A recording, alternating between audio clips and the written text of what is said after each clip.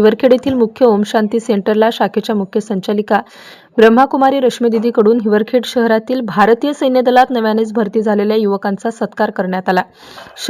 शहरातील भारतीय सैन्य दलात भरती झालेले आकाश राजेश भटकर, गणेश प्रकाश बकाल तर हिवरखेड शहरातून पहिली महिला म्हणून नवयुवतीसाठी भूषण ठरलेली कुमारी अश्विनी कैलास आवटे यांचा पेठपुऱ्यातील मुख्य ओम शांती शाखेत शाल पुष्पगुच्छ व ब्रह्मबाबा ज्ञानरूपी पत्र देऊन सत्कार करण्यात आला।